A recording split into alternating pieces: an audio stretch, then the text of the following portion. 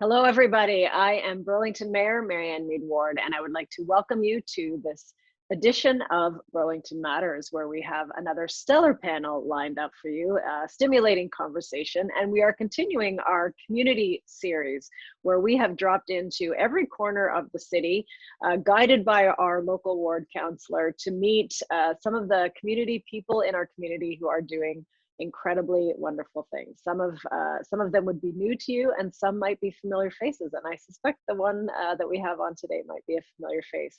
So I would like to get right to it and give a huge welcome to Bob Ankrit from the Royal Canadian Legion, Branch 60, Burlington. He is the city liaison and museum curator and a font of wisdom, which we will enjoy for our time together today. And of course, we have my colleague, our Ward 2 Councillor Lisa Kearns, joining us on the show today. So I'm delighted to have you both, and I know that we'll have a great conversation.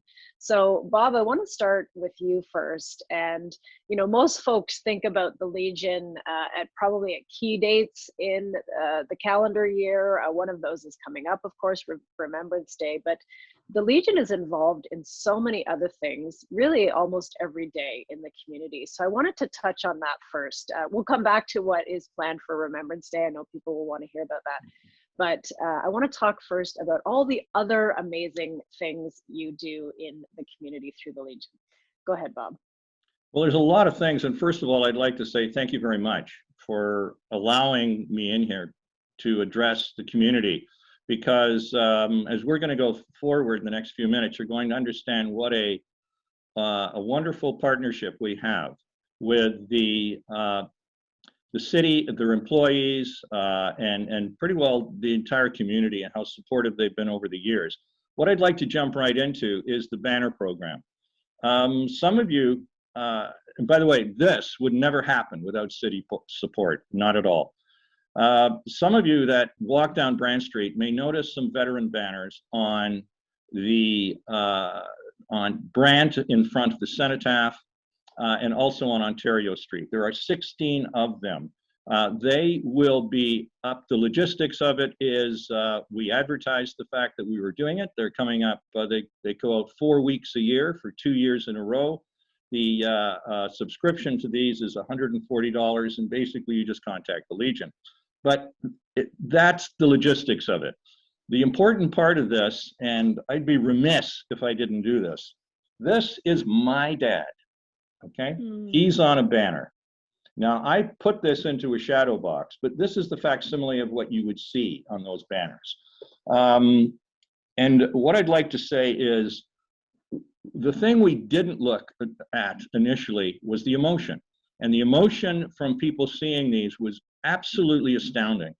And this will be borne out by the fact that what we've done is, and last Friday afternoon, we had 3 different families from 3 completely different walks of life telling us about the banners, the individuals on those banners, and what it meant to them. And when they came back to me and said, gee, they feel self-conscious about doing this, and my reaction was, what you're feeling and what you're seeing will be multiplied by 1,000, because everyone else sees that and feels that. There's very few people in Burlington that don't have a veteran of some description in their ancestry or in their present life. So it was very, very, very productive and useful. Now, I'm just going to consult a note here because there is so much going on. I would encourage you to go down there. And what we've done is taken that 15 minutes of film and sound and that emotion, and we've tagged it onto, as they would say on TV, the bonus track at Remembrance Day at the very end. And we'll get to Remembrance Day, I know, in a few moments, but stay tuned when you tune in to Remembrance Day on their website, and you'll see these people talking about their loved ones. I think you'll enjoy it. Marianne, back to you. That is incredible. And yeah, as you know, I was asked earlier today by other media. They're a very visual reminder, as you said, Bob, that everyone has some experience somewhere in their history of somebody serving. And we had so many Burlington people serving and fighting for our rights. And when the banners go up, it's an opportunity to have that conversation and to learn more about what people did, the sacrifices that they made, and just some incredible stories. And we're so grateful to the Legion for collecting those stories for our collective remembrance and doing the banner program. I'm going to come to you now, Lisa, because I know you and I both enjoy the fish fry, which is only one of many things, many things that the Legion does. So maybe you can give us some color about all the other community activities that happen out of the Legion, as the ward counselor for the area. Go ahead. Certainly. Well, I have to say the fish fry on a Friday night is an absolute highlight. You can get the phone number from burlingtonlegion.ca, and it's pretty amazing, I have to say. I know that they have been continuing to serve through COVID, and they've been able to allow people those small glances of what brings our community together, and that's those connections in cornerstones of our community like the Legion. The Legion is a capsule of history. If you're fortunate enough to get a tour from Bob, you will be forever better for it. It keeps all of those memories of those who have served and those who continue to hold those memories of service very, very close in a real, tangible, tactile way. It's a place for reflection, a place for respect, a place for gratitude. And I think that anyone who has a chance to visit will be touched by all the artifacts and everything that is housed there to help us remember really those who fought for our freedoms of today and to connect us to the past. Thank you. Yeah, the museum is truly, we need to find, and we will, a place to ensure that all of those stories and artifacts are shared with a very broad audience, because it really does tell the story of Burlington, but more importantly, tells the story of our national contribution to the war effort. So that is very, very moving, as Lisa has said. So let us turn to Remembrance Day. Bob, walk us through what the Legion is planning, and this is also something that it's really spearheaded by the Legion, but done in partnership with the city, and we work very closely together on that. Go ahead. Well, once again, this wouldn't happen without city support. And I won't go into the logistical detail and the finances, et cetera, therein. But we really are appreciative of it. And I think the citizens of Burlington should be too. Now, in the past, we've had parades, we've had color guards, we've had salutes. That's not going to happen this year because of COVID. Basically, I won't go through what's happening simply because of the time frame, but you can very easily sit in the safety and comfort and the warmth of your home on November the 11th, tune in at 10:45 and see it. Now, the lady that's on this panel, I have to give credit to. This is what she came up with our support last year, okay? You can see this isn't sort of a quiet, hey, would you mind? It's, hey, we're in your face. We remember. It has a website on it that you can all see. What we're saying to people is tune into that website. You will have a link. That link is live. It will give you everything that you would have had you been there. What we're trying to combine here is the last 100 years, the ceremony from the Royal Canadian Legion has been approximately the same. The people have changed a little, the hymns have changed a little bit, etc. The nuances have changed, but it's pretty well the same. We weren't going to let COVID beat us. It didn't, other things didn't beat us in the past. We weren't going to let this. It is everything you would see without the parade. Now next year, and I won't go into it, but next year we're going to have a blockbuster, COVID willing, of an event. But this year, tune in, it's live, it's in front of the cenotaph, or as we're probably going to get to, are we, Marianne, the discussion? We'll get to it, yep. Yep, we'll okay, thank you. Begins with a piper, ends with a piper, which always is a favorite with me. That in a nutshell is it, because I know you have other things to get to. If I might just add, Bob, I think I want to talk for a moment about the inspiration for that poppy sign, if you want to hold it up once again. Sure. So last year, when we were in the more serious stages of COVID, one of the things that was missed from our community was the ability to wear a poppy on your heart, which I'll be donning in the next couple of days all the way through to Remembrance Day. And so we thought if people are just only limited to staying in their homes for necessities only, they could go out, they could do neighborhood walks. How could we show our support for the Legion and for our veterans? And we thought of something visually symbolic. And so folks were putting those "We Remember" signs in their windows, in condo windows. I even actually saw some in car windshields when I was walking around the neighborhood. And so it was a way that in the absence of seeing it on our hearts, we could see it in and around our community. And I think, Bob, did we hand out 500? I think there were. I think it was a little less than that, but it was enough to bad, yeah. make an impact. So I'm happy to have done that. We'll be having more out this year, and just one of those ways in which we adapted and still were able to carry through the message of what the Legion does and contributes right into our community. Okay. So if people want to get one of those for their window, do they go to the Legion to pick those up, Bob, or? That's a good question. My recommendation, you can answer half of this. We can certainly make them available at the Legion. Okay. I should mention the Legion is closed Sunday, Mondays, and Tuesdays, but is open all the other days of the week, right till 6 and 8 o'clock.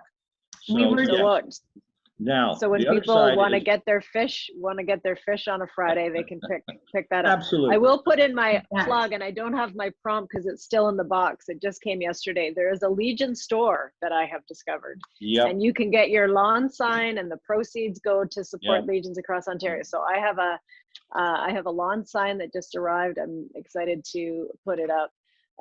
And I don't remember the address, Bob. You'll probably have it off the top of your head. You can find it online. So put it in your window, wear your poppy. We're able to be out and about. I'm going to come back to Lisa and talk about some other things that are happening in and around the square, including a new name that you were instrumental in bringing forward. You led that effort. So talk to us a little bit about that. Absolutely. So working closely with the Legion and our other community stakeholders, we did a motion unanimously approved by council to rename the area in and around the cenotaph as Veterans Square. So there will be a monument erected very soon. It is absolutely beautiful. It was designed in-house and it had input from the number of stakeholders that represent some of our veteran communities in and around Burlington. And it will be up just in time for Remembrance Day. So please take a moment and walk by and visit it. We of course can't do an unveiling ceremony, but we know that it's an important place for people to take a moment of reflection as they go about their daily lives. And it will be really something very special. It's signifying and respecting the space and around the cenotaph for a purpose, and that purpose is the reflection of our peace and freedom that was so dutifully fought for. And thank you for that. I'm really looking forward to that, and thank you for your efforts, both of you collectively, on that. We also have the Vimy trees, and I know we could probably spend a whole show on this, Bob, but I'm going to turn it to you to give us the summary version of the trees. We are working on telling the story of the trees in some way with a plaque or signage that's coming up too. But talk to us a little bit about the Vimy trees, which are right in behind the cenotaph. Go ahead. First of all, before we get to that, I just want to give further credit. I'm not sure if you can see this. Oh, there it is. Yes, we can. You brought so many props. Thank you for the show and tell, Bob. My pleasure. I'm used to it so much. Here we go. We'll take it out. That's, ladies and gentlemen, what that's going to look like. And there's a name that should go with this. And it's Patrick Berry, who designed this in-house. City staffer. And there'll be more to talk about this much later. And just watch your papers and for coverage, etc. But isn't that cool? That thing's 6 feet high. That's amazing. Yeah, truly that is amazing. Okay, so the trees. Very quickly, the trees. This whole process came about some years ago when I was called on a Monday morning by your predecessor who said, hey, we need this Vimy Oak thing to go. And I said, hmm? And he said, the city passed the hat. Now we're talking the ladies and gentlemen who work in that building passed the hat and bought two or three saplings from an organization that has the great, great, great, great, great, great grandchildren of the Vimy oak that grew at Vimy, that supposedly, and there's fact and fiction that blends here, but the story is lovely. Fellows, after the carnage of Vimy Ridge, of some of you may remember, threw the acorns in a backpack, brought them back to Canada. Wouldn't happen today with the French government, but brought them back, planted them somewhere in Ontario, and once again, the great, great, great grandchildren of those trees are there. They were planted very quickly in a very big ceremony with various people, Piper, and I should mention that very quickly once again that these trees are a symbol, and that symbol and the information to take away from these trees is not the fact that they're merely oak trees, but they remember for the first time in Canadian history that every city, every town in Burlington, or in Canada, including Burlington, sent people on a victorious journey for freedom in Europe to a success that was entirely orchestrated and directed and executed by Canadians. It's a national event. Over 50 regiments from many more cities did this, and that's your takeaway. I think we should be very proud of it. But once again, they are a symbol. I think it's the lives of the people and their ancestors that came back and helped build this country, including Burlington, that we should remember. Thank you. Well said, Bob. I want to come back to you, Lisa. And the Legion functions in many ways, not only the memory of our community in the war effort, but as a current community center. And talk to us a little bit about how your relationship with the Legion and the partnership that we have helps you keep a pulse on the community and helps you do your role as the Ward 2 counselor. Absolutely. So I think a strong and successful community is built on those strong and open communications. And when we find amazing cornerstones within our community to have those conversations, we're able to connect to each other better and to understand how we want to go forward together. And the Legion is the perfect place to do that. I often see us voting there most recently. So it was really great to see folks out there exercising their democracy. There are event nights that happen at the Legion. Of course, we'll be getting back to those sooner rather than later. And those help to bring people out. They break down barriers of isolation. They help us build a healthier community.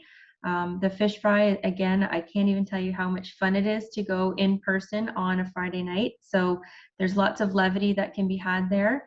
And then, if you're ever looking for a hand or some guidance or some assistance, the Legion is someone where you can connect in with someone like Bob, especially if you're a veteran, and be able to learn more about some of the resources that are available in our city and in our community. So it's really one of those 360 venues that do everything for us. They let us have laughs, they connect us socially, and they also help us carry forward.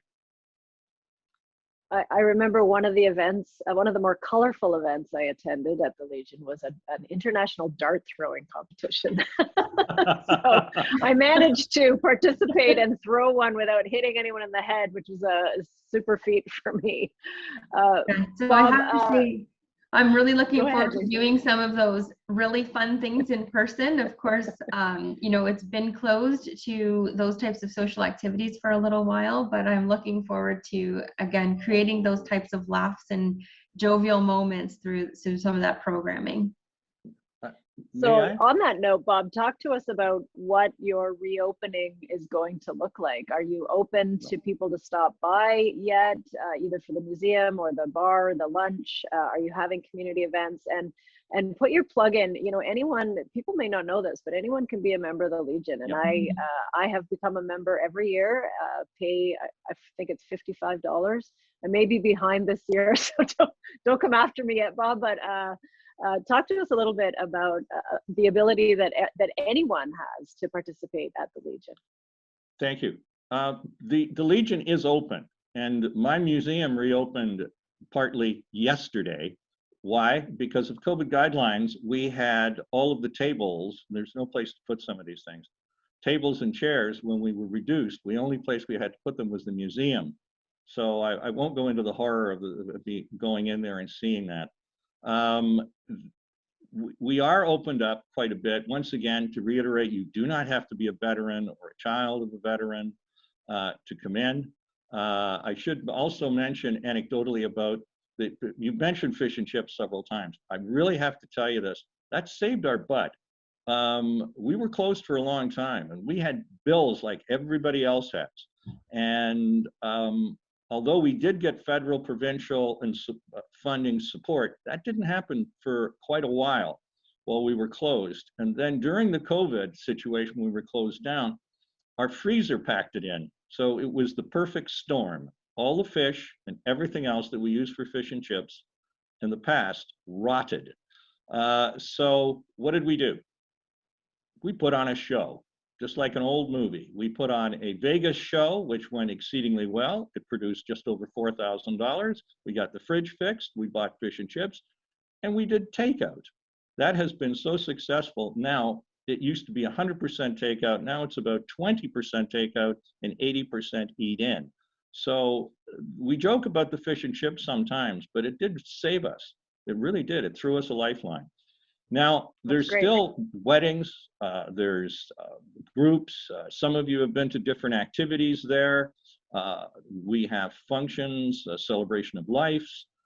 There we have dancing, karaoke, which I understand is the Korean word for tone deaf, but karaoke is there. You've heard me sing then on occasion. I'm just teasing. Yeah, they woke me up in Emerge and told me what happened. Anyway, but there's a lot of activities. There's lots of groups. There's therapy groups that come in upstairs, exercise groups. There's a huge ballroom up there. There's lots of things to do. But what about the elderly folks who don't want to do that? What about if they want to just come in and sit and watch TV or talk to somebody or have a cup of coffee? That's available too. And we welcome those people. Come in and play cards. So it's multifunctional. It's been very successful of late. And I have to say, it's through, I know I've said this before, but it's a good feeling working there. It's not easy sometimes, but provincial support, federal support, municipal support, every branch. And it's not just councillors and mayors, it's the Patrick Berrys that say, I can do that. It's the fellows that say, hey, let me put that sign up for you. It's, no, I can cut through that red tape and we can have that organization. So that's very important to us. And I guess what I'm trying to say to you is Burlington is a big city now, but it's small town mentality, meaning in a good way, they care. Everybody cares about everybody else. It's a good place to grow up and live in, and we should be proud of that. We honor veterans, but I think we honor each other by doing the right thing. Anyway, that's it for me. Very, very well said. I want to ask you one more question, and then I'm going to come to Lisa to wrap up with any closing thoughts. But we have the pinning of the poppy ceremony coming up, and poppies will be available. So talk to us about that and where people can get a poppy and where the proceeds go to. I don't know if people know where all of that goes. Excellent question. Thank you very much. People should be aware that 100% of poppy funding, and it's in the tens of thousands of dollars, it's a lot of money. Not a dime of that goes to the Royal Canadian Legion to pay bills like heat, hydro, taxes, anything like that. It all goes back into the community. So if you donate in Burlington, it goes back to Burlington. A lot of our veterans are elderly. They're at Joe Brandt, at Javinsky. They need wheelchairs. They need first month's rent paid because their benefits are not great. And so the Legion is there. Cadets, giving cadets a sense of organization and structure in their lives, and future leaders. So in a nutshell, that's where the funds go. They don't go to me, and they don't go to the Legion. They go back into the community to help.